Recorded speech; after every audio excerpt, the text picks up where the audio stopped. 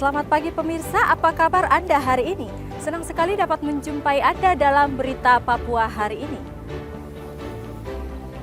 Saya Yuni Rumbarar bersama tim redaksi telah menyiapkan sejumlah berita menarik dan aktual untuk Anda. Berikut 3 berita utama. Polisi Santa Ceria di Kabupaten Sarmi kejutkan warga.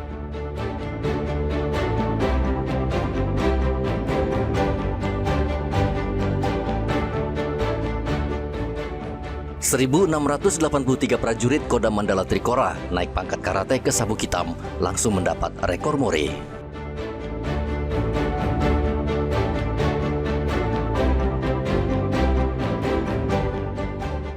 Peduli korban bencana alam di Sumatera, puluhan warga Merauke turun ke jalan menggalang donasi.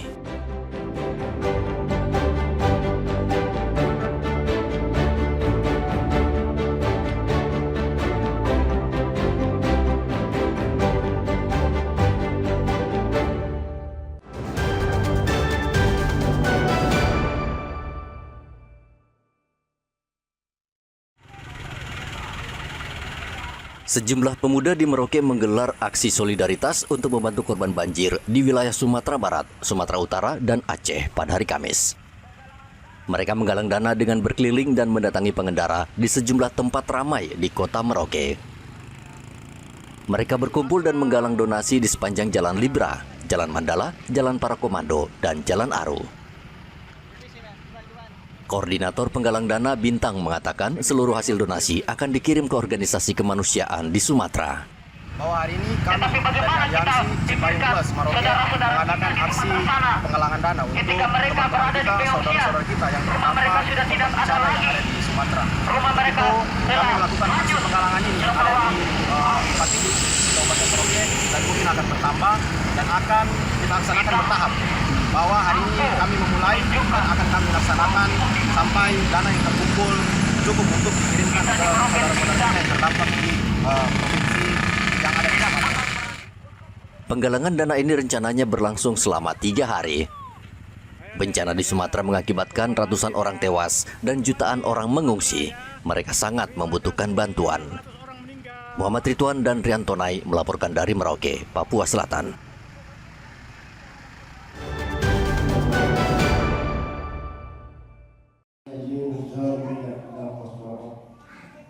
Ratusan umat Islam di Merauke menggelar doa bersama bagi para korban banjir di Sumatera.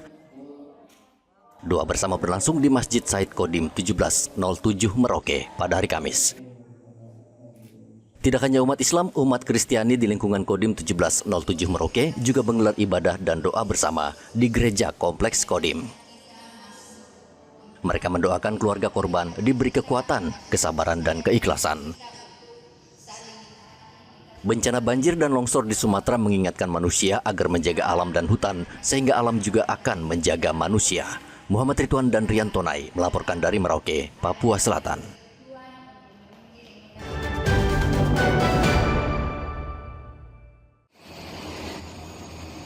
Badan Meteorologi, Klimatologi, dan Geofisika Wilayah 5 Jayapura memperingatkan potensi cuaca ekstrem yang diperkirakan melanda sebagian wilayah Papua selama sepekan mendatang.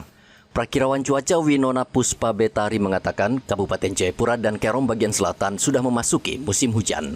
Hingga 7 Desember 2025, BMKG memperkirakan akan terjadi hujan sedang hingga lebat, serta petir dan angin kencang.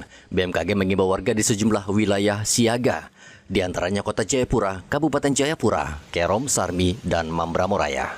Di Provinsi Papua sendiri terpantau terdapat gelombang low yang dapat meningkatkan potensi terjadinya hujan, dan juga terdapat daerah pertemuan dan belokan angin di wilayah Papua yang dapat meningkatkan potensi terbentuknya awan hujan.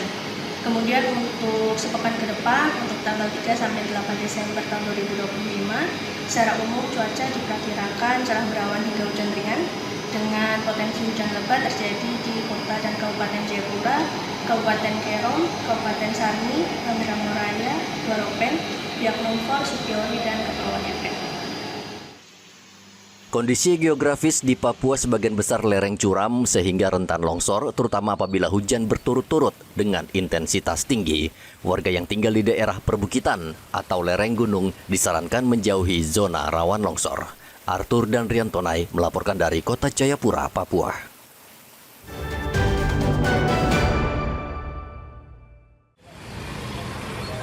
Kepolisian daerah Papua mencatat hasil positif dalam pelaksanaan operasi Zebra Kartens 2025 yang berlangsung selama 14 hari. Jumlah pelanggaran lalu lintas yang ditindak turun sebesar 25% dari 8.622 kasus tahun lalu menjadi 6.463 kasus tahun ini. Penindakan berupa tilang manual juga menurun drastis seiring mulainya penerapan penegakan hukum berbasis teknologi tilang elektronik. Tak hanya itu, angka kecelakaan turun hingga 39%, dari 77 kejadian menjadi 47 kejadian. Korban luka berat dan luka ringan juga mengalami penurunan signifikan. Namun di tengah catatan positif tersebut, Polda Papua menyoroti meningkatnya angka fatalitas. Korban meninggal dunia meningkat lebih dari 3 kali lipat, dari 2 orang menjadi 7 orang selama masa operasi. Hasil operasi Zebra Karten 2025 yang dilaksanakan Polda Papua dan jajaran di 3 provinsi, yaitu Provinsi Papua, Provinsi Papua Pegunungan, dan Provinsi Papua Selatan, menunjukkan angka yang signifikan, yaitu adanya penurunan jumlah pelanggaran dan kecelakaan lalu lintas yang terjadi.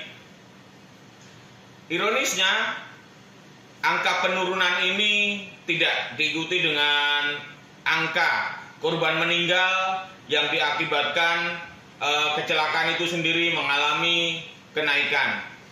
Tentunya kami tetap menghimbau kepada seluruh elemen masyarakat untuk tetap tertib berlalu lintas di jalan raya, jaga keselamatan diri sendiri, keluarga dan orang lain pengguna jalan.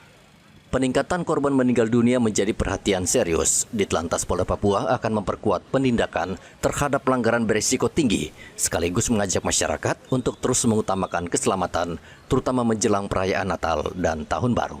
Arthur dan Rian Tonai melaporkan dari Kota Jayapura, Papua.